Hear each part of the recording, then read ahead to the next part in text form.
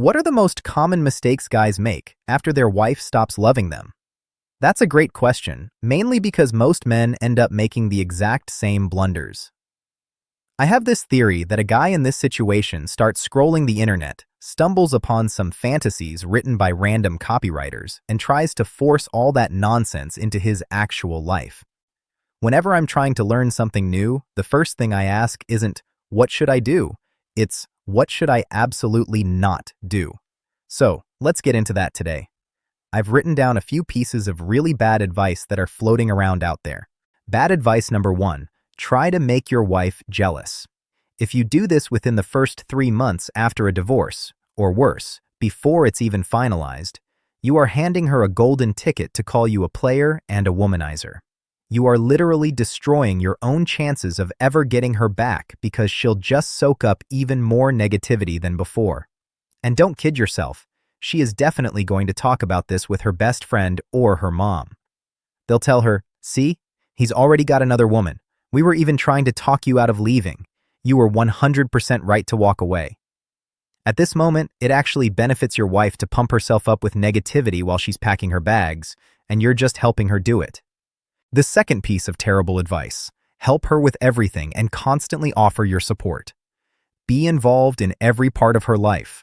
Something breaks in the house? Fix it. Grocery run? You're on it. Emotional support? Of course. Think about what's happening here. She doesn't have to worry about caring for you anymore, but you're making her life even more convenient than it was before. How nice for her. Now she's free to go fall in love with someone else. One guy will give her the thrill and the chemistry while the other, you, solves all her domestic problems. Look, I get it. You're a hostage to the situation because your kids are involved, and of course, you need to help out, but she needs to feel, even just a little bit, that life is actually hard without you. You have to admit, it's a pretty weird situation when a wife destroys a family and her life actually becomes better and more comfortable because of it. So if we're talking about the comfort of your kids, help is necessary. But if it's just her personal whim or her own comfort, sometimes you need to say no. Often, a wife will disguise her own wants as the child's needs. You just have to start noticing that. And don't start a fight over it. Just find an excuse why you simply can't make it happen right then. I know that a difficult woman in the ex-wife status can sometimes act like a debt collector who thinks you owe her forever, no matter what. But keep your cool, keep your composure, and act smart. Next piece of bad advice, give her small gifts. We have to understand that a gift is always a reward. We've been wired that way since childhood. So what exactly are you rewarding right now? Her coldness? The fact that she walked out on the relationship? That seems like a pretty bad idea to me. Sure, sometimes we might use a positive provocation like a gift, but only for major holidays and only if there's already a positive shift in her behavior during a period of distancing. It's meant to give a tiny nudge, not to bribe someone who doesn't want you. Fourth bad advice, go to a female therapist to bring the love back. A man's logic here is often, a woman can understand my wife best, she'll have the ultimate truth. But that's honestly such nonsense. By that logic, you shouldn't learn how to score goals from a striker, but from a goalkeeper. I mean, he's the one who sees where the ball is going, right? How would you feel if a man ran a seminar on how to make a man fall in love with you? You'd ask, do you have much experience being a man in love with men? Where did you get these skills? Actually, there was this experiment where attractive women were given male profiles on a dating app and told to try and land a date. They were in shock. They said, this is impossible. They actually started feeling sorry for men because they couldn't get anywhere. So if you think you need a woman's perspective to save your marriage, it's time to snap out of it and come back to reality. The fifth bad tip, try to bring the passion back. How do you even do that? Well, the internet suggests taking her to restaurants, giving her new experiences, and, most importantly, more romance. Imagine you turn yourself inside out. You buy her a Louis Vuitton bag, you bring her roses every week, you take her to the fanciest spots in town, and you give her 100% in the bedroom. And yet, the passion still isn't there. The comforts you create cannot spark passion. Those are just short bursts of positive impressions that do absolutely nothing to increase your attractiveness as a man. Maybe you'll soften her up for one evening, but she'll get bored of that very quickly. To bring back the passion and that old intensity, you have to shift the balance of significance, and you can almost never do that while staying inside the relationship. In most cases, it requires a full-scale reboot, which means a breakup. Bad advice number 6. Take the blame for everything.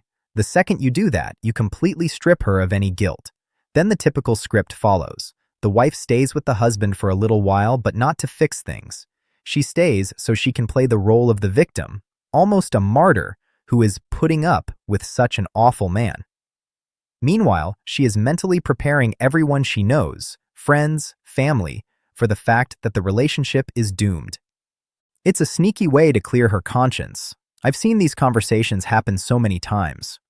A woman starts talking to her best friend or her mom, getting all emotional and telling tall tales about how unbearable and miserable life is with you. She does this until they start pitying her and saying, "Oh, you poor thing, you've suffered so much. What are you going to do? Divorce him?" To which she proudly declares that she feels sorry for you and doesn't want to divorce, but she just doesn't know what else to do. That's it. Now, in the eyes of the world, she's not the aggressor. You are the villain, and she's the hero who fought to save the marriage. She waited so long and gave you one last chance that you supposedly blew. Now she can walk away with her head held high. It's a complete lie, but it's a very common legend. 7th false tip: establish a warm friendship with her so you can eventually get back together. Only a man who has been completely guilt-tripped could believe such a thing. He honestly thinks it's all about her being hurt and not about the fact that she simply stopped loving him. Often, the wife herself will suggest being friends for the sake of the kids. But if the kids were that important to you, why did you leave? Were you thinking about them at that moment? No, you were thinking about yourself.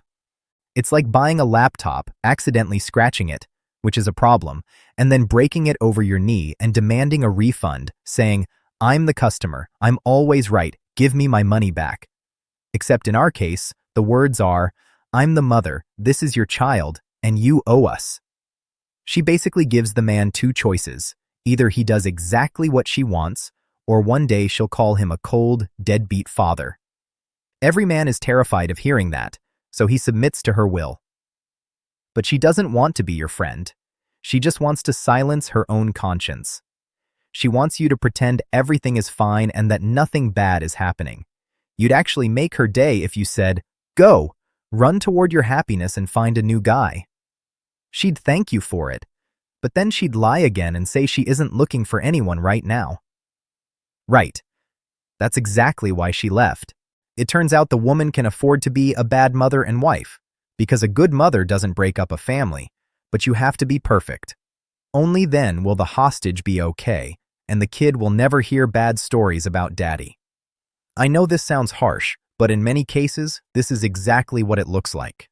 And the 8th bad tip: show her you're the boss, give her a stern talking to, or better yet, give her an ultimatum. Either we stay together and you start acting right, or we're done forever. That is just laughable. It's like being cornered by a gang in an alley. You've already handed over your wallet and your watch, and then as they're walking away, you shout, "You guys better watch out! I took karate in 2nd grade. Let's be friends, or I'm gonna come after you." It just causes confusion, or more likely, mockery. Trying to play the tough guy when everyone, except you, knows the situation has already collapsed is a losing strategy. You're trying to step into this important man persona, but no final talk is going to help, and you can't scare her into staying. You shouldn't even try. In reality, you've been begging her to make peace with your words, your actions, and your lack of boundaries for a long time. Putting on a white coat doesn't make you a doctor. Frowning and talking tough doesn't make you a leader. So, the most important thing is to try and avoid all these mistakes I just listed. Now the question: my wife stopped loving me, she's aggressive, blames me for everything, and plans to file for divorce. What do I do? Let's start here. We need to make a correct diagnosis and understand why she stopped loving you. There are really only 4 common scenarios. First, the husband was overly controlling and then lost his power. You knew for a fact that she needed you. In romantic relationships, there is rarely true parity or equality.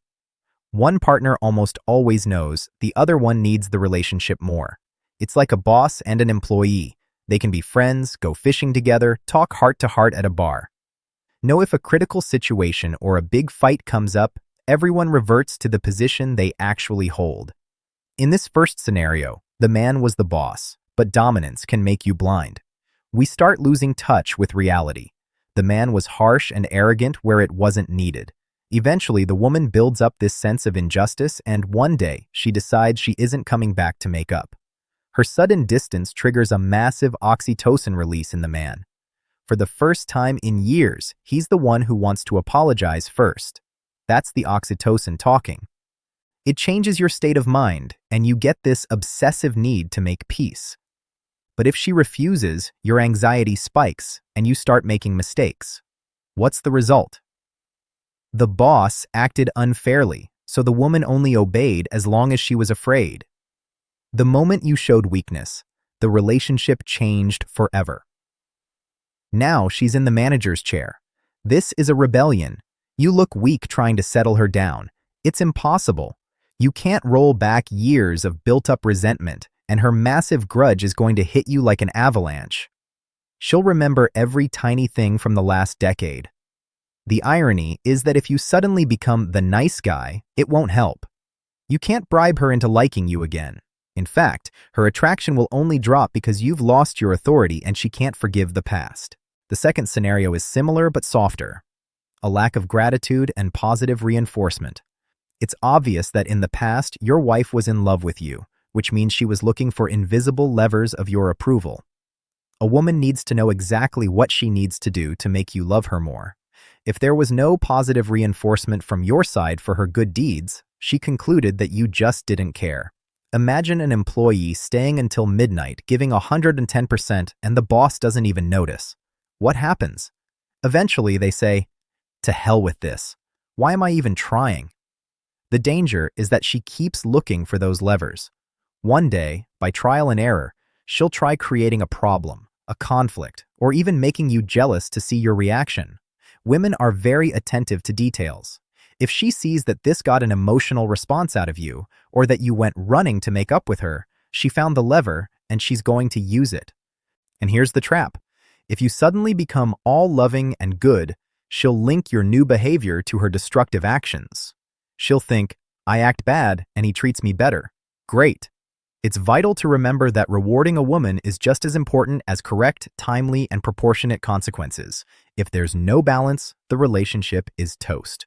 Third scenario, the man systematically ruined the relationship himself. This is pretty common.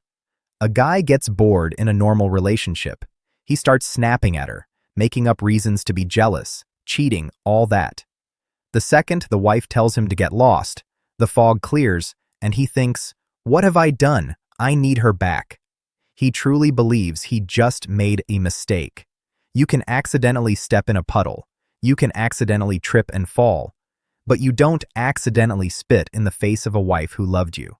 If this is you, you have to admit that you're actually looking for a codependent relationship. In this scenario, you live in a cycle. If the wife is good, you need a mistress. If there's no mistress, you torment the wife. But the moment she wants to leave, your love suddenly starts blooming. A good half of men live by this principle. The worse it gets, the better. The worse you treat me, the more I'll love you. And the last scenario, the one I hear most often, the man loved her, valued her, didn't cheat, and eventually, she just got bored, even though she had everything she needed. It's clear he chose a wife who falls into one of the problematic categories, and he doesn't understand her real emotional needs. Most people think every woman just wants to be loved, live in comfort, and take care of the kids. That is so far from the truth. You have to accept the fact that modern relationships are more about pleasure than they are about a sense of duty. Every action or word you say affects her biochemistry, dopamine, oxytocin, all that. If there's a rush, she loves you. If there's no rush, she says, "Sorry, the feelings just went away, and actually, It's your fault. I know many people will want to argue. They'll say, how did I live with her all this time without knowing any of this? Here's the deal. You lived like a child who didn't know a car needs fuel to run. A child thinks you just press the pedal and it goes. That limited view eventually leads to the tank running dry and the car stalling, just like your relationship stalled. So, what do we actually do? Here's what I suggest. There are two options. The first is to reprogram the relationship, making fine-tuned adjustments based on what we've learned. You start to understand where to be firm and where to be soft, why arguing with a woman destroys your authority, and you learn how to handle conflicts correctly. In that case, there's a chance things can straighten out. No, in most situations, only a total reboot can help. That means starting to distance yourself. People think distancing is just not talking to your wife. If it were that easy, everyone would do it and get results. Sadly, it's not. Men make the same mistakes over and over. Let's break those down. Mistake number 1 is trying to reclaim leadership in the relationship using a simplified, quick fix scheme. You know the vibe. I'm going to have a serious talk with her and set the record straight. Or, fine, I'll just be the first one to file for divorce. A man thinks that if he just plays the tough guy, the woman will suddenly fall in line. But she won't. Conflict, aggression, raising the stakes, those are the tools of the person in power, the tools of the boss. A boss can act that way with an employee, but an employee acting that way with a boss? No, it's just ineffective. Think about it. What does an employee have to do to get a boss to make concessions? They have to become indispensable and then subtly hint that someone else wants to headhunt them with a much better offer. Trust me, the boss's rhetoric changes instantly. We've simply found an effective lever for that specific situation. Right now, your alpha male routine doesn't move her. If she's entertaining the idea of divorce and saying it out loud, it means she isn't afraid of you leaving. She's only afraid of one thing: making a mistake. What if I leave and regret it? What if I can't find anyone better? She wants to leave, but she wants to keep a save point in case she needs to undo everything. It's like saving your progress in a video game before a boss fight. If she feels like she can always come back and that you'll likely say yes, she has absolutely nothing to fear. I want to emphasize this. If you go up to her right now and say, "If you leave, the door is closed forever," she won't believe you. You might be tempted to say that after hearing me, but women are much smarter than you think. They don't look at what you say. They look at how you act. She's looking at the pattern of your behavior over the last week or month and drawing her own conclusions. This brings us back to the fact that distancing, going radio silent, is the most optimal tactic. During this process, you remain very calm and neutral. You can even show basic politeness, but nothing more. On one hand, she feels like she's losing you, and on the other, she sees a rational human being in front of her, not a stressed-out, raging monkey. Mistake number 2 is mirroring her behavior completely.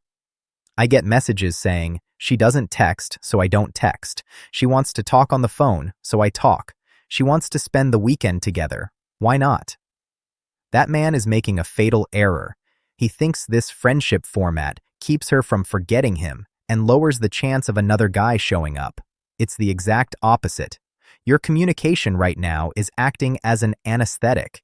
Have you wondered why she wants to stay in touch right now? She isn't planning on coming back. She needs these limited meetings and chats only to shut off her own nostalgia mechanism. A naive man is happy she's still spending time with him. A smart man understands what she's using him for. Again, only proper distance works. The third mistake is demonstrative resentment and contempt. The truth is, any aggression from your side is proof that you still care deeply. I understand the urge. You're being betrayed by the person closest to you. She's acting like everything is fine while you're mentally dying inside. Seeing her absolute indifference is unbearable, so you're tempted to show her how much she's hurt you. But this only helps her forget you faster. If you act this way, first, she realizes how emotionally dependent you are on her, and second, your negativity gives her the perfect excuse to erase all the good memories you shared. Mistake number 4 is when you finally find the courage to start distancing, but you fall for a provocation. Why does this happen? The wife feels she's losing control and starts to get anxious. What does she do? Option 1. A test, reach out. Option 2. Trying to bait you into an emotional argument. Option 3. Total performative indifference. If you fall for even one of these, the clock on your distancing resets to 0. I try to give universal advice, but it's hard to get more detailed because we get into specifics. One tip might help one guy but hurt another. It all depends on the case. I often get asked, "My wife keeps talking about divorce. How should I react?" There's a simple way to prevent this from reaching the point of no return. What happens before the final breakup? Exactly. Frequent mentions that it's a possibility. In the heat of an argument, she says, "Let's just get a divorce," or "I need to be alone." This is the Overton window. The more she says it, the easier it becomes for her to actually do it. Guys don't get this. They think, "Oh, she's just being emotional." But if you allow those words into your head even once, she starts seeing it as a normal option. If you ignore it, her fear and doubt vanish, and that window of what's acceptable keeps widening. Remember the beginning of your relationship. Stage 1. She raises her voice. "No way, that's unthinkable." Stage 2. You argue sometimes, but you're firm about it. Stage 3. The shouting matches and blame start, and you think, "Well, life is messy. Maybe I'm wrong too. We need to stay together." Stage 4. The word divorce is spoken for the first time, and you don't give the right reaction. You brush it off as emotions. And Stage 5. She tells you, "I don't love you anymore. I don't want to be with you." And by then, you're ready to crawl on your knees to fight for her love. Compare Stage 1 to Stage 5 and ask yourself, how did I even end up here? This issue is solved very easily if you act in time. She says something about divorce. You say, "Hold on, what did you just say?" She repeats it, and even if she tries to take it back later, an apology isn't enough. She has to face the consequences of those words. That is the only way to keep the standard of what's normal from being erased. Of course, don't scream or try to scare her. You just calmly say, "I hear you. If that's what you want, let's do it. Starting today, we sleep in different rooms." And then, with a cold head, you start planning. Who lives where? How to file? What happens to the property? Let me be clear, this cannot be a bluff. She will sniff out a bluff in a heartbeat. Don't pump yourself up with anger because anger fades. You can even support her decision so she sees you have no illusions left. Someone will say, "That's so harsh." Harsh? Threatening divorce isn't harsh, but holding someone accountable for their words is? If she said it out of emotion but loves you deep down, great, she'll apologize and stop you herself. Those who are afraid to act this way are just afraid to find out her real intentions. I'm not saying be a robot. Sensitivity, respect, and patience are vital for a close relationship, but they must be appropriate. If she's tearing down your relationship and you decide to nobly endure it, that's either cowardice or total cluelessness. Your woman needs boundaries and firmness, and the beginning of your relationship is the best proof of that. If you don't believe me, open your old texts right now and scroll to the very start. You'll be shocked at how careful, tactful, and polite she was with you. Your comfort mattered to her. You'll realize that today she is a different person, and you were acting differently back then too. When you see that, you'll feel like, this isn't what I signed up for. You chose a woman who acted fundamentally differently, and the current state of affairs should not be acceptable to you. But usually, instead of taking decisive action, a man takes a wait-and-see approach. What if I'm wrong? What if she gets scared the day before the divorce and changes her mind? It's like a drowning man who, instead of swimming, just accepts going to the bottom. If she starts threatening you with divorce, a breakup, or anything else, there is only one right reaction. Do it. Do it right now. Any other reaction is a surrender. Someone might say, "But we're building a family, not playing war games." Friend, haven't you noticed that in most relationships, the struggle for influence and leadership is constant? If you luckily ended up on the throne at the start, it doesn't mean the struggle wasn't happening. It was. You just didn't notice it. What if you've already made all these mistakes? Prepare for a full-scale distancing. If you've already been begging, ignoring her outbursts, and trying to talk it out, the soft methods won't work. Before, you could have settled this in a few days. Now she isn't afraid of anything. The more you try to delay the divorce, the more resolved she becomes to actually go through with it. There are 3 scenarios here. 1. She meets someone else and leaves at that exact moment. 2.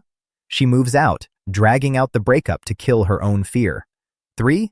She builds up negativity, makes fake attempts to save the relationship, just so she can say "I tried" later, and then ends it with a clear conscience. If she's considering divorce, acting aggressive, and blaming you, no kitchen summits or marriage counselors will help. You think the problems are solvable, but you refuse to see the main thing. She doesn't want to solve them. And don't be fooled by temporary improvements when she seems to soften up. That's not a sign of recovery. It won't change the general trend. What happens to a wife after the divorce? Let's start with the fact that in most cases, she doesn't leave because you did something wrong or didn't love her enough. She leaves because her expectations of family life didn't match reality. She links all her internal dissatisfaction and bad moods to the person next to her, to you. It's a natural process. Unfortunately, modern society has a warped view of marriage. The expectations many women have when they get married are impossible to meet. No matter who you are, sooner or later she'll be disappointed. It's just a matter of time. Media tells us family life is a non-stop party, but in reality, it's a lot of work. If she isn't ready for that, her patience will snap and you'll hear, "I don't love you anymore," or "I don't know what I want." For most women now, divorce isn't a tragedy. She thinks she can live a better life. She has 2 choices. 1. Admit she wasn't ready for a family herself, that her expectations were nonsense, and start changing. No, killing that illusion is incredibly hard. It's like getting on a bus to Disneyland, only to find out halfway there that you're going to a grueling job in another state, and the only fun is on the weekends if you have energy left. Very few people say, "Fine, let's get to work." Most choose option 2, ask to be let off at the next stop. The divorce. She sincerely believes she can just hop on another bus with a different driver who will take her to the theme park. I know people have filled your head with so much garbage that you feel completely guilty. You might even agree with some of it, but that's just the surface. I'm talking about the root of the problem. This is why the first stage for a woman after divorce is euphoria and joy. Finally, the chains are off. Freedom is here. She feels relief because every day she looked at you and thought about how much you annoyed her. In reality, it wasn't you personally that annoyed her. It was the emotional conditions of family life, the duties and the restrictions. If she sheds a few tears before the divorce, don't be fooled. She's happy about what's happening. For the first few months, she lives in anticipation of a miracle. But gradually, we reach the second stage, when she needs a reason for that joy, and there isn't really one. Here, 3 things can happen. 1. If she isn't too high conflict after 6 to 8 months, she'll slowly start to regret it. Provided you've distanced yourself correctly, of course. This doesn't mean she'll come running back crying. You'll just notice changes in behavior, attempts to test the waters, to get closer. Option 2. The high conflict woman tries to maintain the illusion of happiness. She goes to seminars, changes her hair, her style, learns to love herself. The deeper she goes into that, the harder the crash into reality will be. To realize she's living in a fantasy world, she might need a year or 3, but the disappointment will come. Option 3. She hits the dating apps. Sometimes she finds someone else fast, and because of the novelty and dopamine, everything seems great. There's no routine, no chores, no obligations. She gets what she wanted, the high and the chemistry. But those relationships are doomed. They have an expiration date. When they end, you'll hear about it. There's also a messy scenario. She starts a new relationship, but she gets dumped quickly. Maybe because she has a kid and the other guy doesn't want that, or he just wanted a one-night stand. Then she spirals and starts texting you. What will she write? An apology? No, it's too early. She'll be angry and pick a fight, even after the divorce, out of habit. She tries to make you the villain to offload her negativity. Whatever you do, do not react to this. She writes garbage. You don't answer.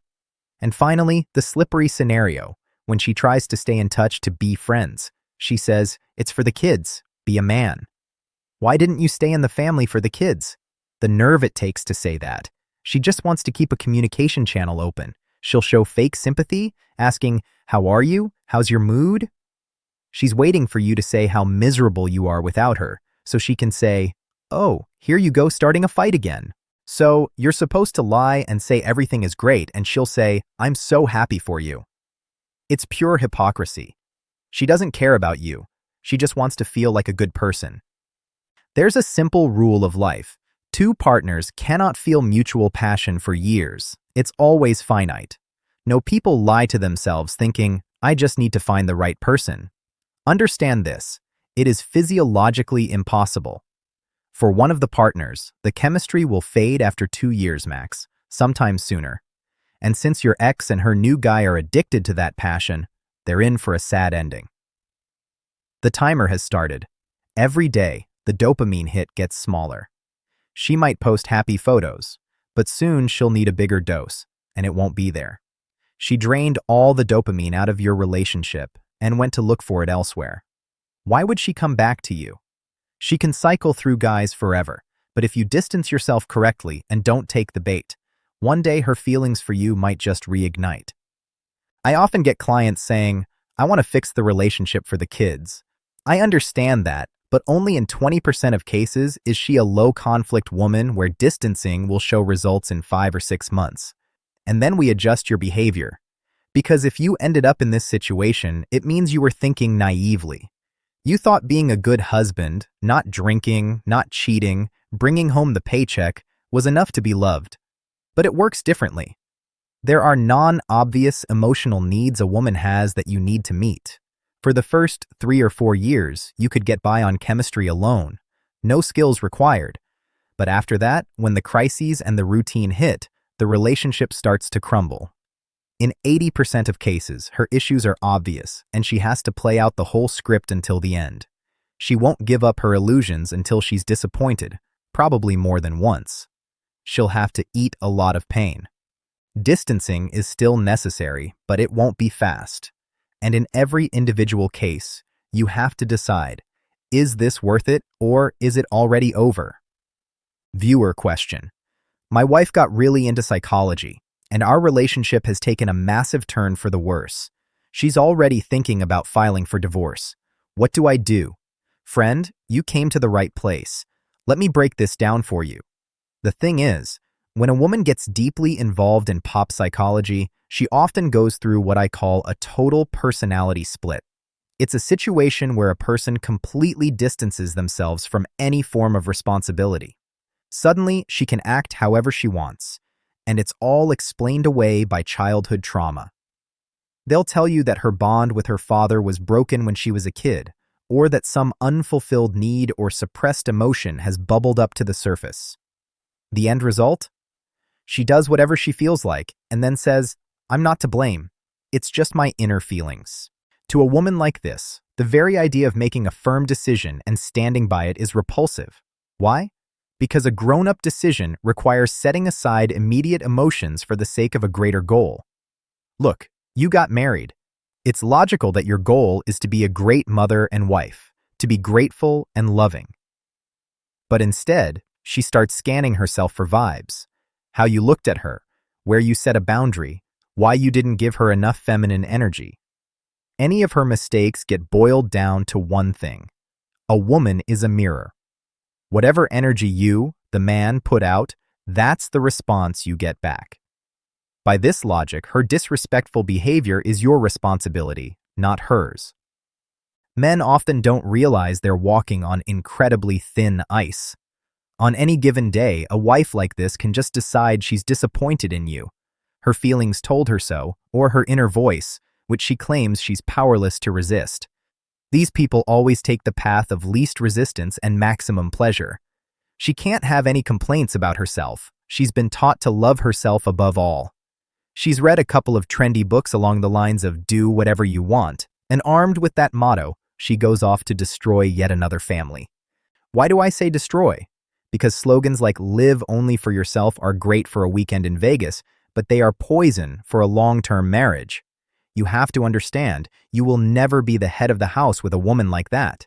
You can't even give her constructive feedback. Her personal coach will immediately tell her that you're playing the parent role and violating her personal boundaries. And so, some random guy with 3 divorces and a diploma from some questionable online course gets to decide how your wife should treat you. She treats him like a god who revealed the holy truth of selfishness to her. Even when you argue, she won't use her own words. She'll use his memorized terminology. Have you noticed, by the way, that these women are often hostile toward traditional values? It's simple.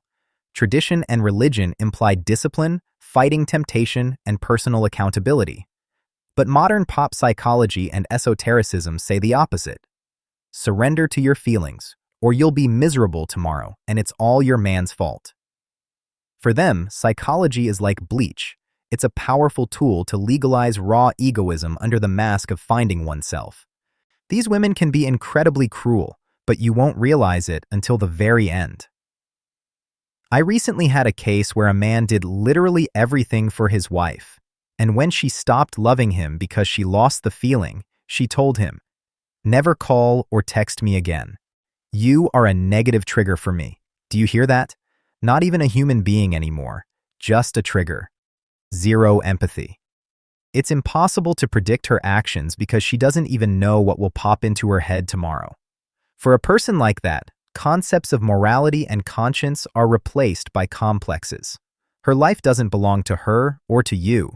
It belongs to coffee grounds, the stars, or the latest social media guru.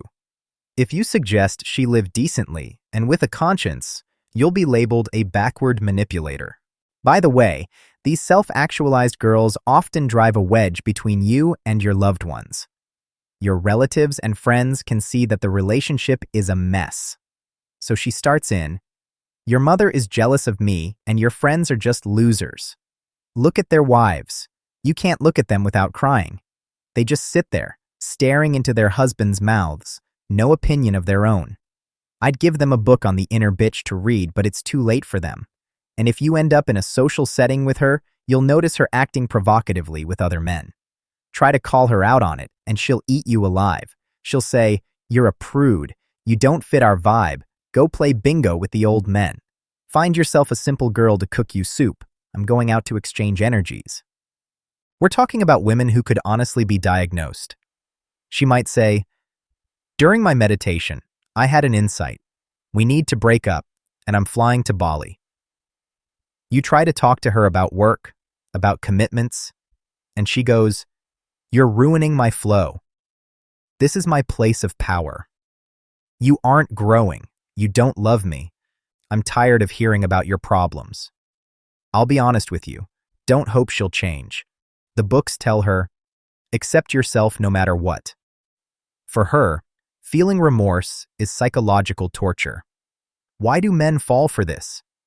Because at first, they are very easy to be with.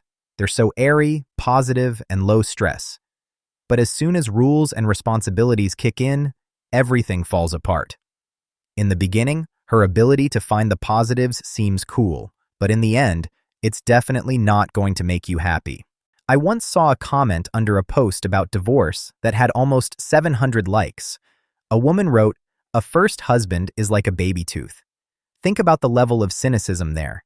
Is the first child a baby tooth too? And they sincerely believe this. It's a total detachment from reality. A man comes to me, 3 kids, and his wife is leaving on a positive note. He asks her, "Do you realize what you're doing? What's going to happen to us?" And she snaps back, "I don't want to think about that. I want to change." For her, psychology is a tool to increase her personal comfort at the cost of your total discomfort. She will weaponize your traumas and fears just to push her agenda. These women often have a little notebook of hate in their heads. She remembers every slight from 20 years ago in vivid detail, but she takes your good deeds for granted. She's always talking about how she wants both people to be happy, but in reality, she's shuffling her arguments like a card shark. Bam, it's your fault. Bam, you pressured her. Bam! You're a cold abuser. That's their favorite joker to play at the end of the game. You know what's most interesting? Many of them have talked themselves into believing that gratitude is a pathology. They claim you shouldn't feel like you owe anyone anything, that it's an unhealthy state. Do you really want to be with someone who thinks like that? Where instead of loyalty, you have naked selfishness wrapped in the packaging of common sense? I have people reaching out to me regularly. 7, 10 years of marriage, kids, a home, everything is great. But then the woman's emotions fade slightly. A friend whispers in her ear, a tarot card falls the wrong way, or the coffee beans told her so, and she believes it. At first, she seems smart. She can talk for hours about the Cartman drama triangle, personal boundaries, and active listening. An average man is defenseless against these arguments. She's like a shell game con artist at a train station. She'll easily confuse you into a dead end. There will be about 10% truth in her words, but that's only there to suppress you and seize the right to make all the decisions. Sometimes men send their wives to a psychologist themselves. Understand this. A psychologist often just sympathizes with the client. In that office, she will always be the victim, and you will always remind her of a tyrant father. Real deep change requires pain and overcoming obstacles, but fans of this kind of psychology run from pain. They don't want to change. A psychiatrist might help with a pathology, but psychology won't make her a good wife if she doesn't want to be one. The tools they get there often have nothing to do with real life. The psychologist says, if you feel discomfort, tell your husband immediately so he can fix it. Sounds okay on paper, but in practice, the woman spends a week writing down everything that annoys her about you, and then you're supposed to change. It's nonsense. A guy is grinding at work, he's got a million things to do, and the wife is keeping her notebook of hate. In the end, the partner who is more temperamental and easily offended gets the upper hand. It's interesting that both men and women suffer from so-called abuse, but it looks different. With men, it's often open aggression, but with women, it's always these finely crafted arguments for why she has the right to act the way she does. I get letters from truly family-oriented women whose husbands treat them like nothing. And you know what? Not one of them uses terms like abuse or personal boundaries. They sincerely doubt themselves. Maybe I did something wrong? But if you meet a lady who starts asserting her rights and talking about boundaries from day one, know this. She's the one who's going to abuse you. She absolutely will. It's simple. A person inclined to suppress others won't choose an equal. Normal, family-oriented women often attract tyrants, and these psychology-obsessed ladies choose normal, responsible guys, climb onto their necks, and start demanding their rights. A real tyrant and one of these self-actualized ladies would never last. They'd fly apart in 2 days. But you, if you're the one trying to save the family, you become the perfect target for her. Let me answer the biggest question now.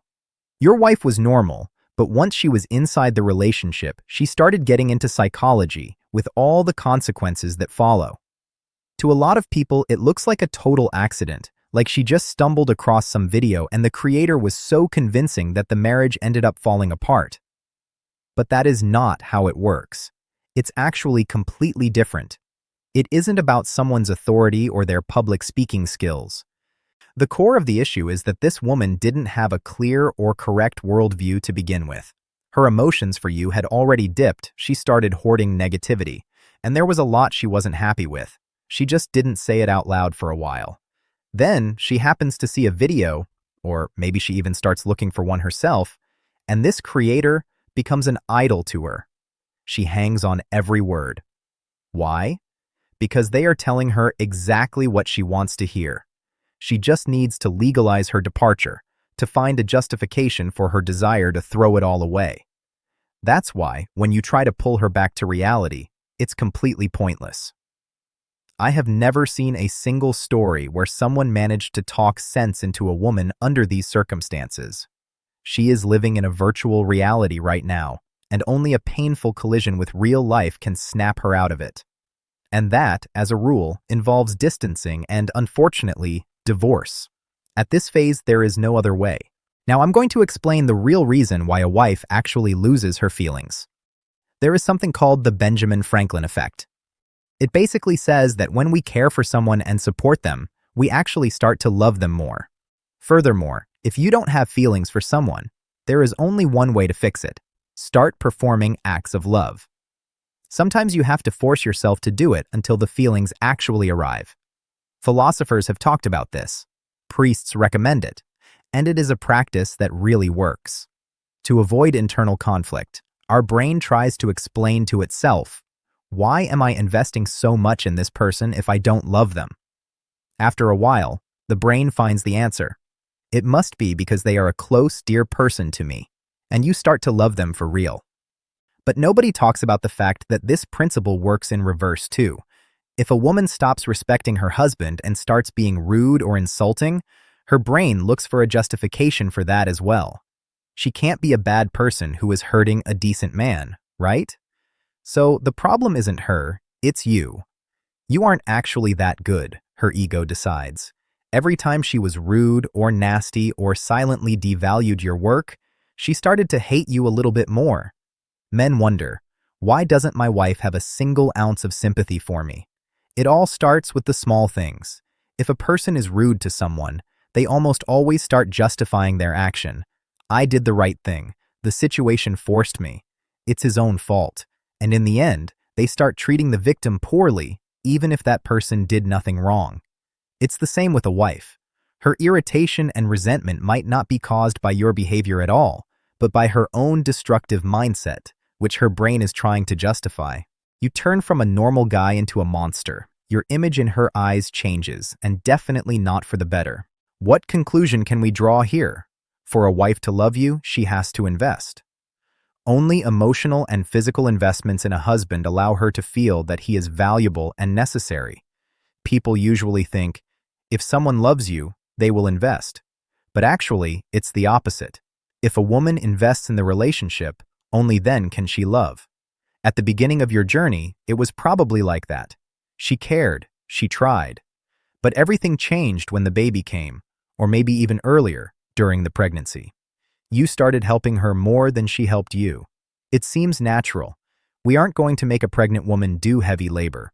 Raising kids is a titanic effort, and we come back to the Franklin effect. The accumulation of invested effort transforms into love. That's why mothers endure and forgive their children no matter what. They have an accumulated critical mass of investment. But you can't say the same for her feelings toward you. For the first 3 years, when the baby isn't sleeping, teeth are coming in, and they need to be fed and walked, the woman simply doesn't have the time or energy for acts of love toward her husband.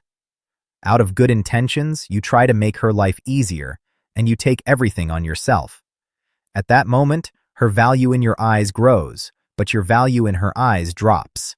In her life structure, the child takes first place, and the husband is in second place at best. And if the woman is selfish, then only the child has value, because that's who she really invested in, while you are just performing a supporting role. As a result, the day comes when you realize your word doesn't mean anything in the family anymore. You try to remind her how much you've done, how you worked your tail off to provide the best conditions. You were certain that your work was of huge value. But suddenly, it turns out that isn't the case. Gratitude is a state of the soul. You can write down everything you've done over the last 10 years on a piece of paper, and she'll read it and say, "Are you trying to guilt trip me? Aren't you ashamed?" In our age of egoism, many women believe that the child is the main character and the husband is just an accessory. But a family can't function normally under those conditions, and a woman can't love you like that.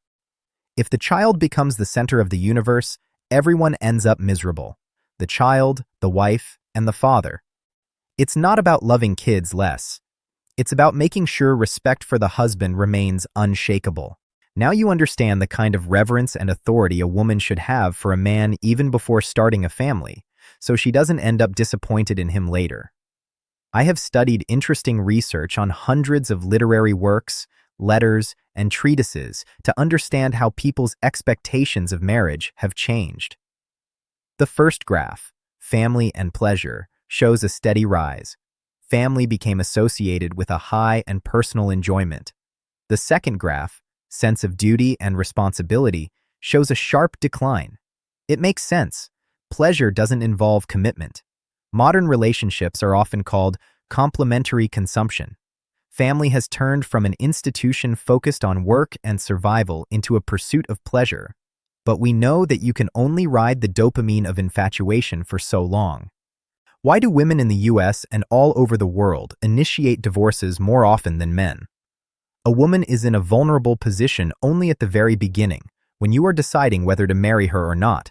But when kids appear, everything changes. Her energy goes to the child, and yours goes to the whole family. If two egoists meet, the man, thanks to his forced labor, can continue to love the woman, but a selfish woman simply has no conditions to maintain that love. That's why I'm amazed by men who start families with girls who say, "I don't like to cook, I don't want to clean, domestic life kills me." Understand this.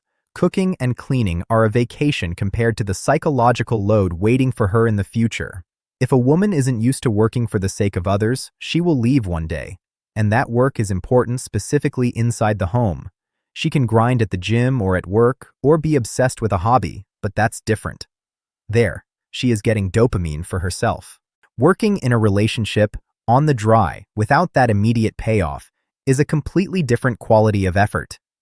In the end, we get the classic story. A woman with a child starts feeling psychologically bad. She says, "I'm stuck inside four walls. I'm getting stupid. I'm bored. I want freedom."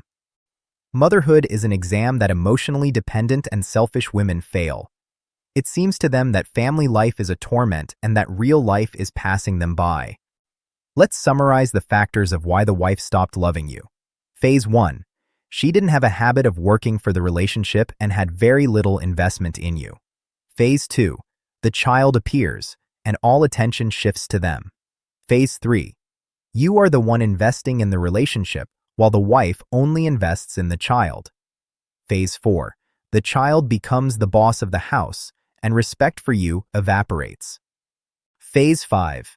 Her illusory expectations of a never-ending party in marriage didn't come true, and you become the one to blame for her bad mood.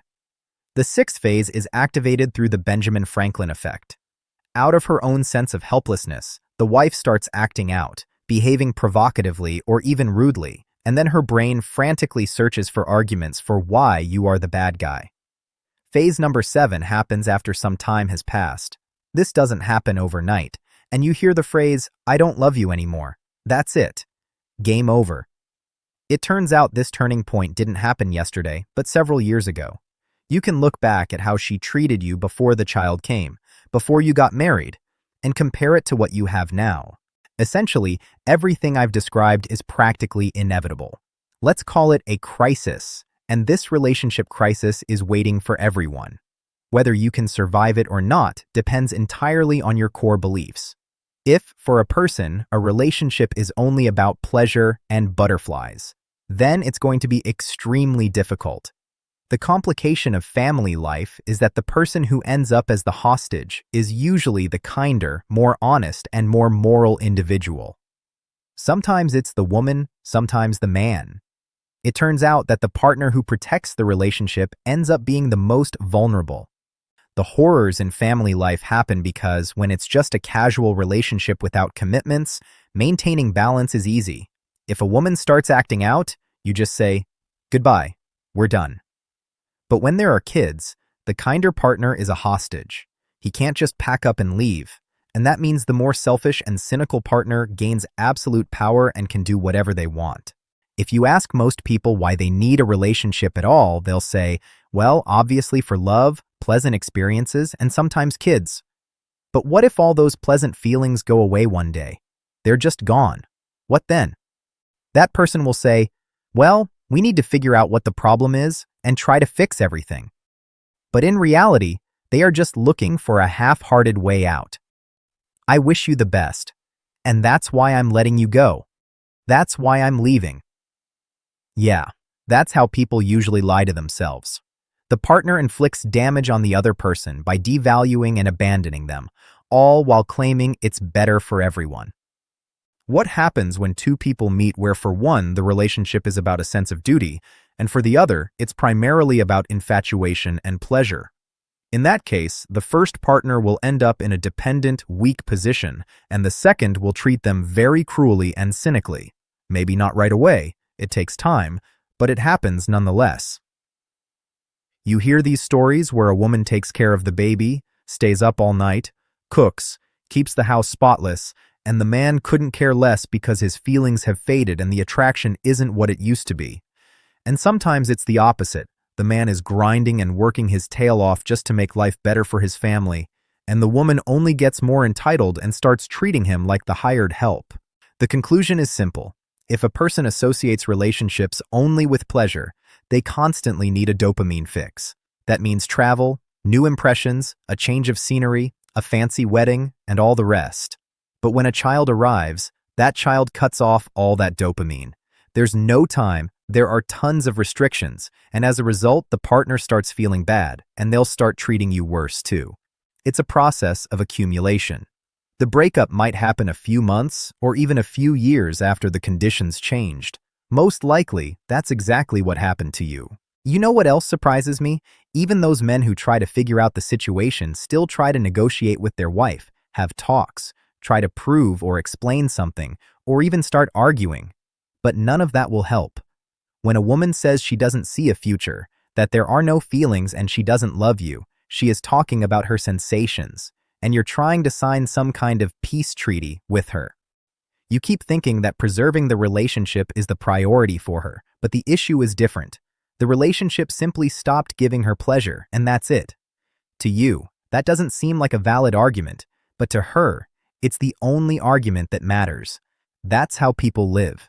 You can't solve this through words and dialogue. You're trying to force someone without legs to run a 100-meter dash. This issue can be solved exclusively through action and only by influencing her emotional state. Men often make the same mistake. What is it? In the past, the woman really was a reliable ally to you. She supported you, cared for you, and was the person closest to you. But at a certain point, she shifted from the status of an ally to the role of the person who is destroying your relationship, and you didn't notice. She says, "I don't love you. There are no feelings. I don't know what I want," and it starts to feel like a shared problem you need to solve together. You think she cares about it too, that she's interested in performing this fine-tuning of your relationship. You know what that looks like in practice? Imagine you're trying to fix a generator and the woman is your assistant. You say, "Give me the Phillips head screwdriver," and she gives you a flathead. You say, "We need to turn off the power," and she turns it on. Basically, the woman is doing everything in that moment to make sure the generator doesn't get fixed. You're already soaked in sweat, you're exhausted, and you're ready to give up everything just to make this machine work. And the woman you love just shrugs her shoulders and says, "Well, that's a shame. You see for yourself, nothing's working." You don't stop trying, but to any constructive suggestion, she just throws a wrench in the gears.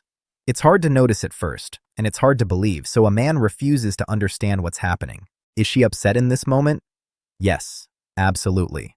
But your reasons for being upset are very different. You're losing sleep thinking about how to save the family, and she has a headache thinking about how she'd like to fall in love with someone else again. And if the man keeps making mistakes, the woman realizes that while she might fall in love again, it's clearly not going to be with you. All this information seems so obvious and clear, but we always think it'll happen to anyone else but us. Because you and your wife had a special, mature relationship where this kind of nonsense wouldn't happen. In this moment, a man is blinded by pain and can't look the truth in the eye. Even a tiny bit of warmth from her feels like a celebration. Oh, here we go, maybe there's a chance. Today she seems kind and isn't in a rush to divorce. You're ready to grab at any straw just to keep the hope of a miracle alive inside you. But unfortunately, that's a very short-lived anesthetic. It only lasts a few days, and later it'll just hurt more and you'll need a new straw. You start thinking that one more talk can solve all the problems, that you just need to find the right points and arguments. It doesn't matter that it's the 100th talk. Maybe the 101st will get results. The illusion of an unbreakable soul connection that you thought you had is just running dry. It turns out that a woman isn't a buddy you have a logical agreement with. It turns out she depends on emotions, and you can't solve this issue together as a team. Maybe I'll surprise some people, but there were even guys who, after studying this info, tried to explain it all to the woman. "Look, I just fell into a weak position, and that's why you stopped loving me. We'll just swap places now and everything will be okay. Watch this video, you'll understand. I mean, it's funny, obviously. At the very beginning of a relationship, a man remembers that a woman needs a special approach, but over time he forgets it again. You refuse to believe that your woman is capable of gutting her entire life and starting over without a massive reason. You know what picture that reminds me of? You know a car runs on good gas, and you have a full tank. You drive 10 miles. Plenty of gas. Everything's fine. You drive 50, still plenty. But when you've driven 300 or 500 miles, you forget that the car needs to be refueled. You start to feel like it just runs on its own. Meanwhile, you see someone else stalled out on the shoulder, someone else at the gas station, but that's not about you. You've got an exclusive situation. That won't happen to you. You think you can just keep driving forward and everything will be fine. And the moment your car inevitably stalls, you honestly don't understand what's wrong. What do you mean, you aren't moving? What do you mean, I don't love you? What are you talking about? How do you even look at this? Is it betrayal or not? It depends on how you look at it. Any communication we have is actually for some kind of benefit, and that's not a bad thing if we're talking about a healthy mutual exchange. We choose friends who are interesting to us, but you don't force yourself to be friends with someone against your will. Well, in romantic relationships, there are only two motivations, either infatuation or values. Nobody loves you just because. Maybe your mom, and even then, not always. Even if we're talking about the ideal woman for a family, even she is guided by essentially delayed benefit, choosing a kind husband and a good father for her children. And you choose her for the same reason. In short, if a woman tells you she stopped loving you, it means infatuation is everything to her. And you can't reprogram her. It's pointless to be offended or angry. She just lives a different way. That's why when you try to talk sense into her by saying, "We have kids," she says, "So what?" You say, "We've been together 7 years." And she says, "So what?" You remind her how much you've done for her, and she says again, "So what?" It's vital to understand that for her, those aren't currently reasons to stay. Any woman who emphasizes emotions, I love, I don't love, the feelings are gone, is essentially admitting that she is completely dependent on those emotions, and you don't want to see that. She's telling you in plain English that feelings have power over her, and there is no middle ground here. A woman can't be 50% dependent on emotions and 50% not. You can't be half pregnant. In life's critical moments, one thing always dominates. Men always have the same illusion, that she was incredibly wise, and then some silly accident happened. No. If she says the phrase, "I don't love you," it means her awareness was virtual, regardless of how many years she's been married. And for some reason, in that moment, you feel guilty. If a person stops loving and leaves, they are the one making a mistake, not you. But what do we see in real life? Even your best friend, after hearing the story, might look at you with suspicion. Listen, maybe you're not telling me something. Maybe you were mean to her. The entire internet paints the person who was abandoned as the guilty one. If she stopped loving you, something must be wrong with you. You didn't give her enough. And you sit there, racking your brain, trying to find the problem, apologizing. Are you guys crazy? By that insane logic, the victim isn't the one who was dumped, but the one who wanted to leave. Look, if I only went by infatuation, I'd have to change wives every month. If you want to, you can find a reason to blame anyone under any pretext. I could prove to you in 30 minutes that you're guilty of everything in your wife's eyes, but that doesn't mean it's the truth. You can exaggerate any mistake. If you're calm, you're not ambitious. If you're ambitious, you spend too much time at work and don't pay attention. If you're kind, you're weak. If you're strong, you're suppressing her. It's all speculation. You know why you don't really have complaints against her? Is she perfect? No. The thing is, unlike her, you are trying to be constructive. You have no reason to notice or highlight her flaws. And psychologists will tell the woman she's doing the right thing. She doesn't solve the problem, she savors it. She tries to work herself up emotionally. Have you noticed how a woman ramps up her negative emotions just so she has the right to say something nasty to you? That's why the more you grovel before her when she says she's stopped loving you, the more she's convinced she's doing the right thing. What does a woman do before a divorce? She plugs into the right information sources. Friends who will support her, pop psychology that will tell her about the abuser, her mom, to whom she'll tell your story in a completely different way. But she makes the final decision when she finds an image of a man who is ideal for her. It could be someone from the internet or just her boss. She needs an image to say, there he is, a real man. He would make me happy. It's such a common thesis that a man should make a woman happy, and if she's unhappy, it means you failed and she can leave. Meanwhile, you aren't asking anything supernatural of her. You're just asking, stay, be normal, don't leave. And she says, I don't want to, I'm leaving. And when she rolls out a list of complaints, you say, I'll fix everything, but nobody supports you. She'll say, no, it's too late. You should have done it earlier. Do you see how insane this situation is? One of the partners creates the crisis themselves and then gains absolute power in the relationship. The steering wheel ends up in the hands of the person who is intentionally crashing the relationship. The computer in her head is running at full power to find new arguments for your worthlessness, and you just hope she's a good driver and everything will be fine. Meanwhile, you can see she's shaking, that she's turning the wheel at random, but you still believe in the best. In the end, the partner who is trying to build something is put in the corner and told, you are guilty, so endure everything I'm going to do without a word. And if I endure it, will it help? No, it won't. She'll leave anyway, but you should endure it regardless. The key question is, what do you do? First, you need to stop calling your fear a virtue.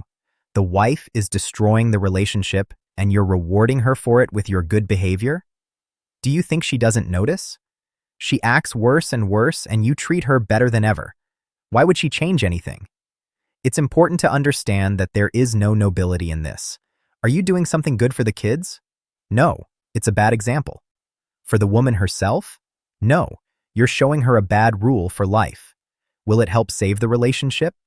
No, because only the person who started destroying it can save it. And for that to happen, the person must face responsibility for their actions. Kindness is when you don't take revenge in return, but you also don't reward destruction. I'm not suggesting you pack your bags right this second. I'm talking about something else. Don't let fear choke your common sense. The moment has come when fantasies like, I'd like to get everything back the way it was, need to move to the background.